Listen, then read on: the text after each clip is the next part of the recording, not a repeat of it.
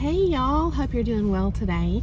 So in today's message, I want to share some thoughts that are going to be supportive of what it kind of means when you go through these different aspects of psychological abuse that serve to create this internal divide that is exemplified in terms like gaslighting, fragmentation. I thought of another one. I can't remember right this minute. Oh, cognitive dissonance, things like that. These are, it's when you go through psychological abuse and you're confused and you have no idea what's going on and you're Googling, like all these different things and trying to figure out, like what's going on. These terms are very healing because they validate your experience. They put structure in your mind to your experience. It's like they create this avenue or this path for you to be able to finally comprehend what it is you're going through, because it's kind of like you're just floating out in space, totally. You have nothing to grab onto, which is why I like to use, all the different analogies I do in my videos, like having that home base or that cord, to hold on to, the lifeline, as far as your psyche, to keep your sanity and to stay grounded and rooted in your truth, ideally. But there's times when, when a person experiences psychological abuse, it's hard because you don't really know what the truth is during those times. And so that's what we're going to be talking about today. And I'm just hoping that I can bring a different way to look at this to you, a different lens, and maybe that will just serve as another key to open up a different door of understanding for you. So this is what I like to do for myself, and I just hope that you enjoy it as well. I hope that it's beneficial for you and to you. So I just want to share this with you. I don't know if you guys have ever seen this movie. It's hilarious to me. So it's called Office Space. I think I've mentioned it before, but it's so funny. When I was putting on my bracelets today and my jewelry, I pick them. Oh, I had this one on too. I forgot. I had to take it off earlier to put some cream on my hands, but I was putting on all my jewelry, which I like to do. It's just fun. I like jewelry that just feels like it's an expression of me, and I was thinking of the word flair and how in the movie Office Space, if you've seen it, you'll remember this part where Jennifer Aniston is actually a character. She plays a character in the movie. I can't remember her name in the movie, but she's a waitress, and she works for this really domineering guy that requires all of the wait staff to wear these pins, on their vests or on their shirts, their uniform, right? As a waiter or a waitress. And so it requires them all to have flair. He calls it flair. And he says, see, this is a really good example here of what it means to be gaslit. And she just responds, great. It's just a great, it's hilarious. If you like comedy, it's a great movie. He says that he doesn't require any particular amount of flair or number of flair, but so she's like, okay, so she's only got 2 or 3 buttons and pins, and she keeps coming into work, and the boss, will call her over and say, well, we need to, I think her name's Joanna, her character's name, Joanna, we need to talk about your flair. I think you know what this is about. Every time he calls her over, he starts off with like, I think you know why we need to have a talk. And she's like, it's about my flair. And so in the end, she winds up saying, if you want everybody to have 25 pieces of flair, you need to tell everybody, And so, it's just funny. It's hilarious. So I was spitting on my flair this morning, and I was like, I need to tell you guys about that movie. And then they talk about having a case of the Mondays. It's like the people who were just overly peppy, Monday morning at work, and a lot of people are coming in dragging their feet like, you know, God, it's so early and the weekend's over and I'm back at work, and, you know, they get shamed for feeling that way, you know, by these overly peppy people. And so they say, oh, you have a case of the Mondays, and it's like, it's patronizing, it's insulting, you know what I mean? So it's when you go, I love the movie, but when you go through like legitimately psychological abuse and you start to understand the mechanics of it, then you can actually go back to these older movies and you can identify all these things, you know. So it's just incredible. But I wanted to share that with you. It really is a funny movie. So, you know, I was talking about the lifeline concept, right? A lot of times, you know, people in their spiritual beliefs will kind of relate God, their connection to God, as being like an anchor in their life, you know, like a rock, this foundation that's immovable, that you know it's trustworthy in that manner, that you know it's always there. You know, the Bible says, you know, that God is the same yesterday, today, and tomorrow, right? He's stable like that. It's a constant in our lives. If you are a religious person, or if you have spiritual beliefs, right? But regardless, we all need something to come back to, you know, as far as our psyche, because if we don't, then that's when you're more vulnerable for people to manipulate your mind. And it literally can, I believe, put you in a state of, I don't know what the proper term is, because I'm not a clinician or expert or whatever you want to call it in this area, a licensed professional, whatever it is. But I feel like, you know, if your mind is able to be malleable or manipulated to that degree, I feel like you can lose your sanity. And so it's important. That's why I just, you know, whatever your beliefs are, I just hope that you have a method, a way to come back to being centered, you know, and ideally that centered place would be a place of peace. You know, it brings you peace and clarity and assuredness, you know, confidence in your own ability to discern your reality. Because some people want to kind of sway your reality over to their favor, you know. So let's get into it. All right, so I'm going to share with you, I bought this book a long time ago, and I haven't actually read it yet. I don't think I bought it a really long time ago. I may have actually read it and just forgot. I read a lot of books, or I used to read a lot of books. I haven't recently, except for Women Who Run with the Wolves, but in the past I've read a lot of books, so I don't remember it if I did read it, but I'm gonna go through it again, and I think this might even be one that I go through on the channel and share with you all, because look, it's a guide to joy, you know, who doesn't want that? And I love the artwork. Isn't that cool?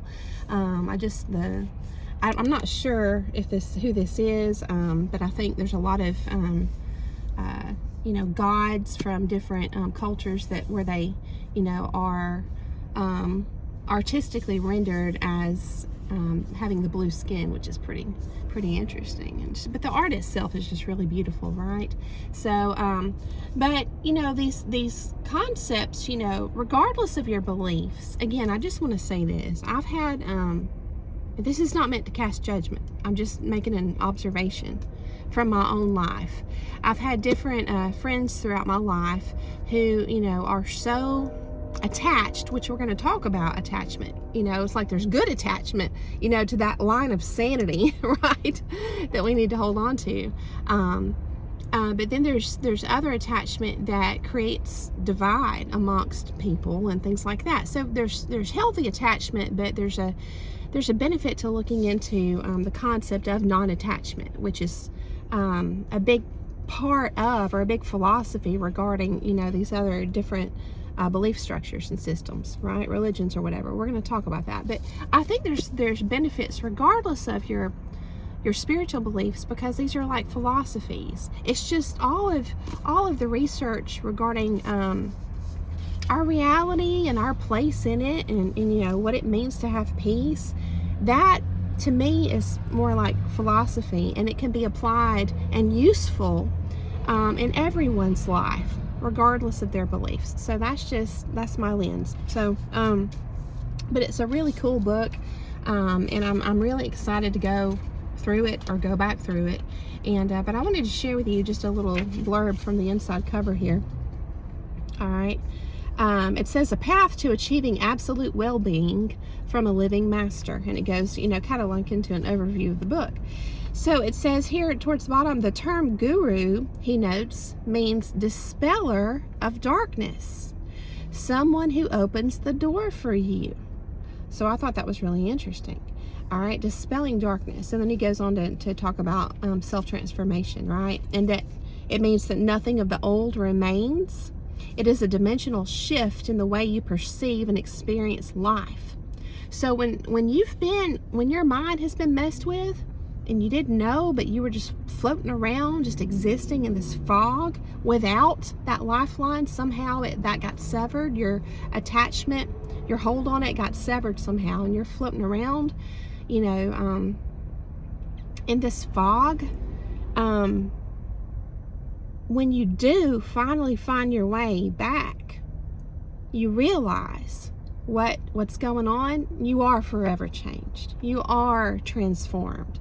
So there is certainly a dimensional shift in the way you perceive and experience life, like what is quoted here. So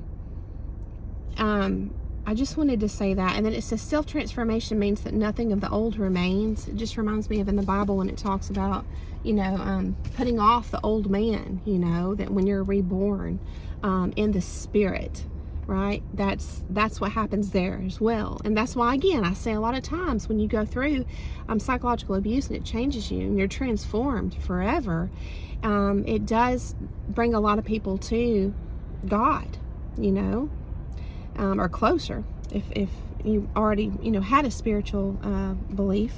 So I want to kind of play off what was said there about dispelling the darkness. Okay, so to dispel means to drive off or away, and I'm reminded of in the Bible it says resist the devil and he will flee. Okay, not like fight him and win, you know, or get in this direct physical type battle, you know what I'm saying? Like, I mean, symbolically, but but to resist, right? Meaning to be able to stand. Okay, so but to dispel the darkness, to dispel is to drive off or away. And so again, when you resist the devil, that's what happens. That's the result. It says he will flee, he will be driven away because you resisted, right? So if we look at or we're going to look at the importance of non-attachment, or what you might call being the observer.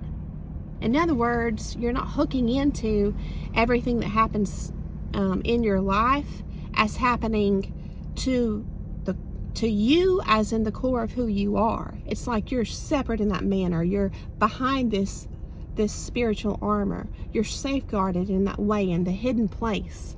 You see what I'm saying?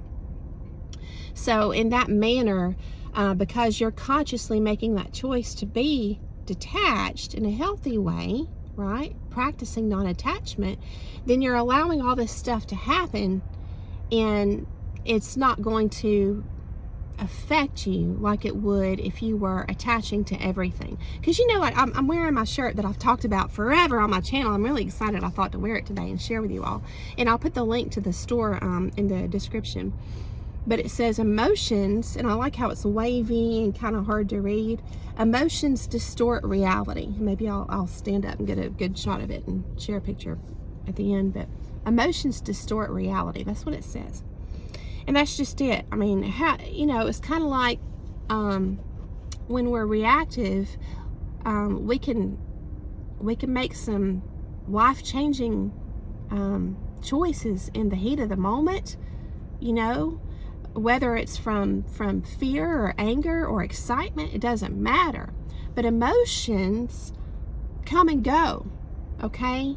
And when they're, you know, when they come along and they're right there in the present moment, they distort our reality, because there truly is scientifically this flood of different hormones associated with these emotions. So we are affected. It's not easy to detach and, you know, maintain this peace in the moment, this stability in the moment. It requires practice. And before you can do that, you have to want to get there. You have to want to be able to maintain this stability. So the desire has to be there first, right? But there is importance. There's certainly importance, so that we don't make, you know, a big mistake, because it's kind of like, you've heard that saying, you know, don't I can't remember how it goes, but it's something like, you know, don't create a permanent solution to a temporary problem, or something like that. I mean, it's true. Think about how much comes and goes in life. And another saying is, the only thing constant in life is change. You know, it's true. It's the circle of life. It's the flow of energy, that life force energy that's meant to always be creating and destroying, and creating again and destroying. And then there's that time in between that's stressful on us. You know, it's like something starts, and, you know, everything is meant to go through that cycle in some way. It doesn't mean that, like, a relationship is always meant to come to an end. It's just meant that those trials and tribulations, you know, there's highs and lows, and to be able to withstand those and stay together, you know, if it's truly two committed people, it requires that they both are holding on to that same lifeline in the relationship, that it's the same set core of values. You see what I mean? That will help them to withstand those ups and downs. So the circle of life and the cycle, the cyclical nature of everything is like it's a real thing. And as long as we keep that in the forefront of our mind, we will be able to resist the darkness. See, because we know what to expect. We may not know the details, but we understand the overall pattern of things, and it's going to help keep us secured in you know, in here. So boy, that was a big tangent.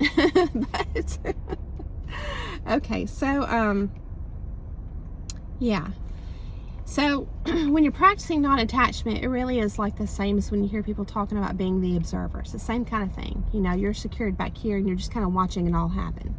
You know, it does affect you. I'm not saying you can get to the point where things just don't affect you at all, but again, you can kind of lessen the impact, right? And make a conscious choice as to what you want to hook into more or not. Yeah, I already talked about that. Yeah, I was talking about, you know, in the Bible it says God is the same yesterday, today, and tomorrow. You know, He's our constant. It reminds me of, there's a song in a movie, I can't remember what movie it is. I think it might be The Shack, where it's the song, a lyric in the song is saying, you know, keep your eyes on me. And it's about Jesus, that constant, you know, if that's part of your belief system, right? The one thing that never changes, you know. So not only just keep us stable with our mind, our psyche, but, you know, our emotions, our feelings, you know, everything. It's just that stability that we can root ourselves into. So if we think of a spectrum with extremes on each end, right? As far as attachment, the concept of attachment. On one end, there is enmeshment, okay? Which is like you're so hooked in to this group. It would be like extreme, like a cult or like a family where everybody is, there's no boundaries at all between people. And if one person, you know, tries to do something in their own personal life, everybody else takes it personal and tries to tell them what to do, and there's no boundaries between the people here. Enmeshment, right? So that's a extreme example of being attached to the extreme. Okay, no separation at all. And then you go down the spectrum, and then over here on the other side is the extreme of total detachment, which is kind of like I forget the proper term in psychology, what it's called, but it's people who are just complete loners, and They literally are just so detached from everything and everyone. And I feel like this comes from a place of fear and a false sense of empowerment, because it's kind of like, well, if I completely stay detached from everything and everyone because of whatever I've been through, then I'll be safe, and I can maintain my power in that manner. I think it comes again, out of a desire for safety and from a place of fear. But there may be a lot of other elements to it too, because I think a lot of people who really go off the deep end in their mind, and you can kind of read about different criminals and things throughout history, how they were, kind of fit that description. So, you don't want to be, and there's even terms for people who are totally, I don't know if it's disillusioned or whatever it is, they've lost touch with reality, essentially. See what I mean? So there's like this spectrum with regards to attachment, right? With our mind and heart. And obviously, like most things, the answer is found somewhere in the middle, which is balance. And that's also where common sense is found, you know what I mean? And it may be a little bit over here for this person, a little bit over here for this person. And sometimes you fluctuate depending on, that stage of your life. But essentially, that's what we're looking at as the goal, is balance, right? So, yeah. Going back to the word dispel, I looked in the online etymology dictionary. It says it should not have as an object. If something is going to be dispelled, okay, it should not have as an object a single indivisible thing. And I thought that was kind of had to take a minute, try to wrap my head around that. It says, like, for an example, you can dispel suspicion but not accusation. And I was just reminded of the Bible verse that says nothing can separate us from the love of God, in Jesus. And that's interesting, because if that's the one inseparable thing, the love of God, again, I'm envisioning that lifeline. I'm also reminded of the verse that would support that, which is, in the end, which tells you there's an end. But in the end, these three things remain: faith, hope, and love. And the greatest of these is love. So, again, God is equated to love, and that's the one constant, right? So just really interesting. So as far as dispelling the darkness, which is what I read out of that book, I like to ponder the big questions. Sometimes it's like, if we consider the darkness in actuality, like actual darkness, I would say physical darkness, but is it physical? Like, is it even really a thing? That kind of gets into, I guess, physics, and it's really interesting to think about those kind of things, at least. But even science gets into trying to define the darkness, the void out even in space, and try to make it a something, versus a nothing, and give it substance, and there's a lot of different ways that they try to measure that and to define that and assess it, and they wind up calling, like, for example, dark matter a hypothetical form of matter, right? And so just interesting. I just wanted to talk about it for a minute, just darkness, because I know there's layers to the meaning, and I know that as far as spirituality, it's just symbolic of a lot. I say just, but it's really a lot. But it's symbolic on a lot of different levels, as well as a part of our reality, right? But then you may just look at it as just simply the absence of light, right? So I say that to illustrate a point, which is this: sometimes we can be led by our own curiosity, just like in Alice in Wonderland, right? The white rabbit that leads her down the rabbit hole. Sometimes we can be led by our curiosity down some extensive rabbit holes and not realize that they conflict with other things that we know to be true because we can directly observe it. This is at the heart of the message today. It's at the heart of making sure nobody will ever again be able to detach us or create a divide within us or dispel the truth within us and detach us from our reality ever again, because we don't want that, so this is really important. And so the goal is to trust ourselves, and when I say that, I mean trusting your own eyes and ears, okay? So we've learned that psychically, with regards to our psyche, introspectively, internally, you may say, our ability to trust our own observations can be hijacked by the darkness operating through someone in our life, or multiple someones, so this truly is something to give attention to. And we understand that now. If you've been through it, you're like, absolutely, and so there's a term called fragmentation, and that I believe to have multiple layers as well, because I've seen it described in different ways that are kind of alike, kind of center. I'm thinking of being centered. Kind of similar and kind of not. Okay, fragmentation. But here's how I'm going to spin it, or how I'm going to present it. I'm not trying to spin it, I'm thinking of that phrase, your spin on things, right? Like your perspective.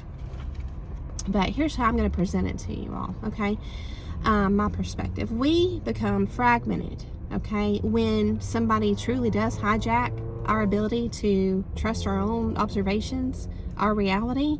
When that gets interfered with, interjected, that's what creates that fragmentation, okay? So you hear the word dispel as in dispelling lies a lot. That's kind of a common way I've heard it before. But what happened with us is that our perception of reality was dispelled, right? So there's this other term with regards to psychological abuse called cognitive dissonance. It fits right in right here, because it's this represents when a person is struggling, trying to reconcile within their own mind two different opposing realities. Because you have the reality you can observe, and then you have the reality this person is trying to tell you is true that conflicts with what you see and hear and experience. So it's hard, especially if you love someone and you trust them. Then, it's like, whose reality do you believe, yours or theirs? And so you can struggle with that. And I think that's dangerous. It's a very dangerous place to be, because when you truly have a humble heart, that humbleness, it does cause you, I think we're supposed to question ourselves in a healthy manner. It's healthy to question yourself for the purpose of learning and growing, but when you've got this person here that you think you can trust and really you shouldn't be trusting them, they just take advantage of that. They exploit that, okay? And so, when you're stuck, when you're in that frozen trauma response and you can't make decisions, you're totally indecisive all the time. You don't know up from down. You don't know left from right. That's cognitive dissonance. That's what it does to you, okay? So, I was thinking about the part within the word dispel of spell. And this was really interesting. As a noun, spell from the Old English means a story, a saying, a tale, history, narrative, fable, discourse, command. Okay?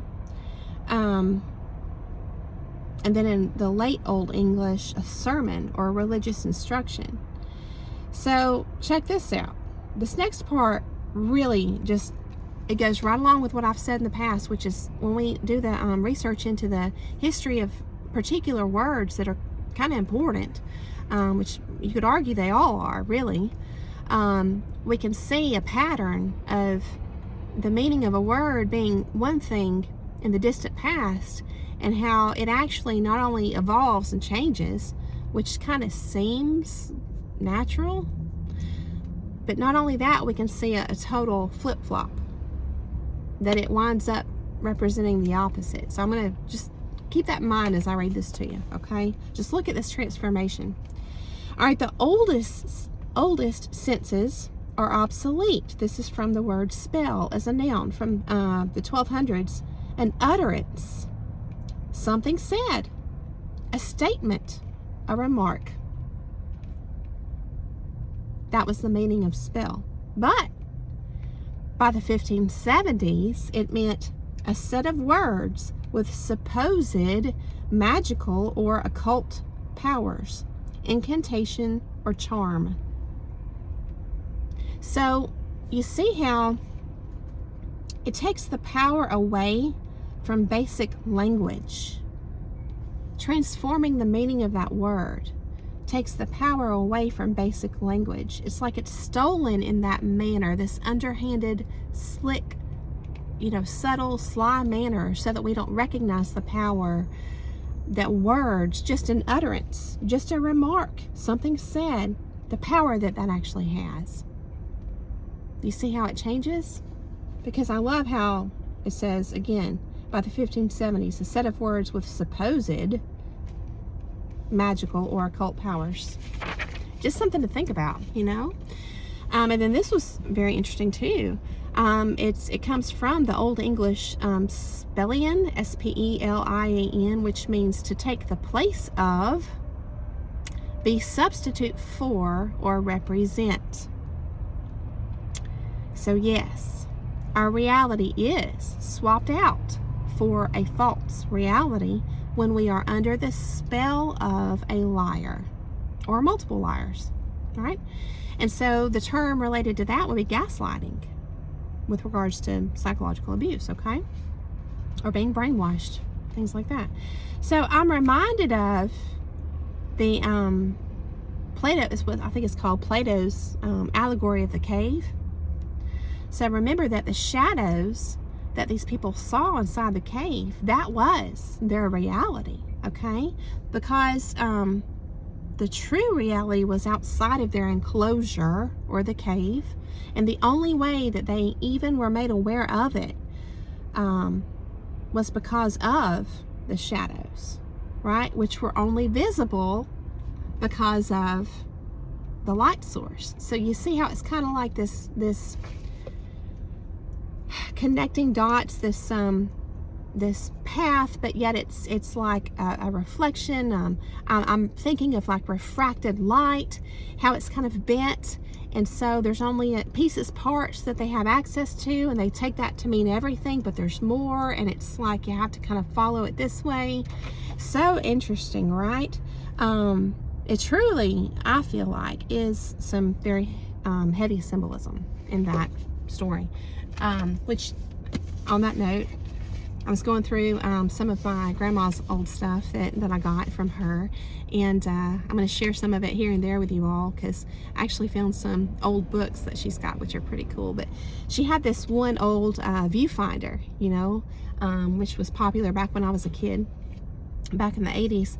But it had one, I don't know if you call this a disc or a film, I don't know what it is, but it only had one in there, and it's of the Cave of the Winds, and I don't know if you guys can, if it's focusing on it or not, but pretty cool, in Colorado. So it talks about all the different pictures, the images there, and it gives specifics, yeah. So just really, caves are just so interesting to me, and not only symbolic throughout time, in myth and fairy tale and folklore, but just in general, just incredible. I've actually been, what do you call, isn't it called spelunking, when you navigate and go through a cave system? I've done that once, and it was not like with a tourist group or anything, and it was really interesting, and I'm pretty sure they've shut off access to that that particular system, that particular cave, over time, because that was like 20 years ago. But it was really cool, and I'm certainly not the kind of person that has the that's brave enough, I guess you would say, to go down through the crevices, and I'm just like, I have this fear of enclosed spaces. Not like a huge fear, but I just don't care to be like in tight quarters, which is why I love my Jeep, because I can pop that top back. But yeah, I just thought that was incredible. I'm going to share some different things that I find out of my grandma's stuff with you all. But let me share this with you. And oh, just a side note, I made a note just in my journal here. I'm going to share with you. Did you know that gospel, the word gospel, literally means good spell? Isn't that cool? And then apparently what I've read is talking about how later it shifts to mean God's story.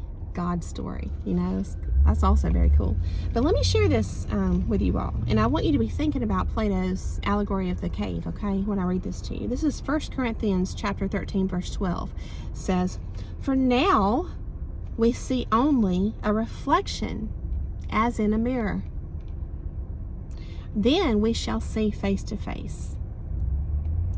Now I know in part, then I shall know fully, even as I am fully known." So I thought that was really cool. So all we have are those little, you know, puzzle pieces, right? But it's makes it fun, kind of makes life an adventure, you know, if you look at it that way.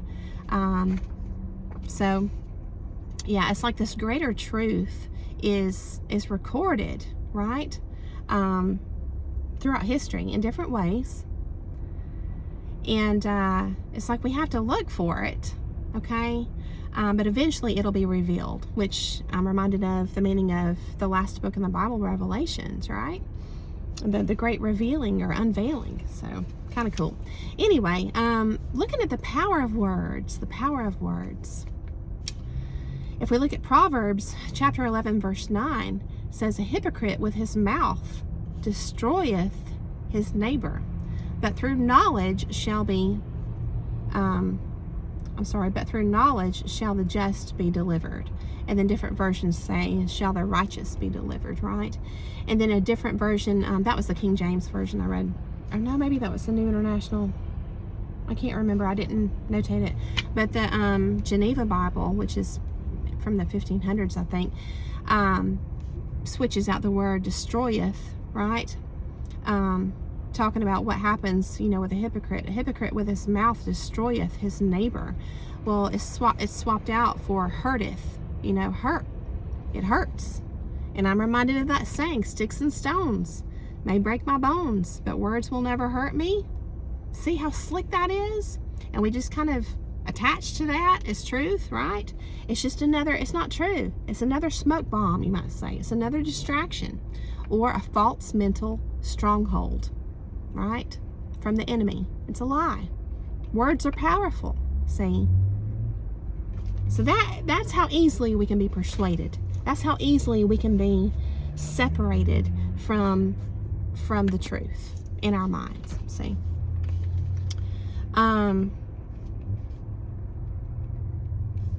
Yeah, so I wrote,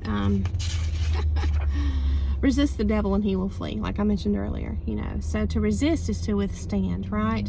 And then again, I'm reminded of Ephesians chapter 6, verse 12. "We wrestle not with flesh and blood, but against principalities, powers, and rulers of the darkness of this world," okay? So to withstand is to resist. "Therefore, take up the whole armor of God, that you may be able to withstand in the evil day, and having done all, to stand." So that's the goal, see? To be able to stand. I would say to not lose our way, to have that constant, you know, like I'm thinking of, you know, walking through a forest, which is a very common theme in the hero's journey when they're navigating the underworld part of the journey, right? They're trying to get through this confusing place with all these different snares and traps, and it's like hard to understand where you're supposed to go. It's like the only thing you can depend on in that during that time is like a moment to moment kind of situation that's created, I feel like, spiritually on purpose, so that we don't have clarity, and the only thing we can do in that moment is assess, is to find and to attach to and continually consult moment to moment the source that is meant to guide our steps. It's like the situation in that part of the journey has to be such as you can't see beyond a couple of feet in front of your face, like walking through a fog, so you don't have a choice but to consult that source and say, now where do I go? Where do I place my next step? You see what I'm saying? But in the end, the goal is to stand.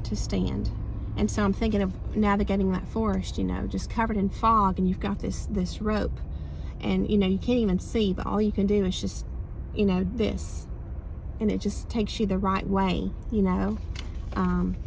through the fog. Okay, so and then again, stand is to stand firm, be steadfast, to stay or continue, and then from the 1600s, to endure, right? So to maintain a connection to our inner guiding light is crucial. And I'm just reminded of, when Jesus was here physically on the planet, if that's, part of your belief system. I'm just sharing my belief system with you all. And I hope that it's valuable to you regardless of your beliefs. But when he was here physically on the planet, right, his disciples were able to consult him physically, externally, out here, right? And he was trustworthy. He was worthy of that consultation, see?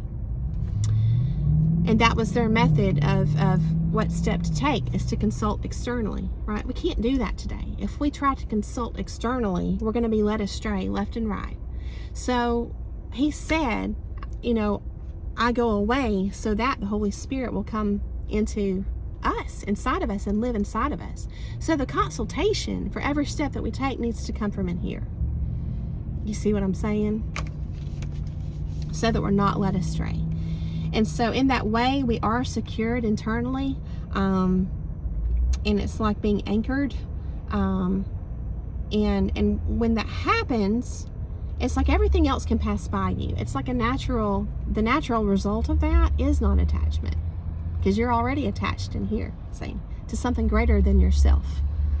That's the numinous part of you, and it makes you resistant, so you can resist the devil. I'm thinking about like water resistant, like jackets that are great when you go hiking and stuff. It's the water just rolls off. So just some things to think about. I hope that I've given you a lot to get the wheels turning. I hope it's been encouraging and inspiring, and I just thank you so much for coming along to hear the message.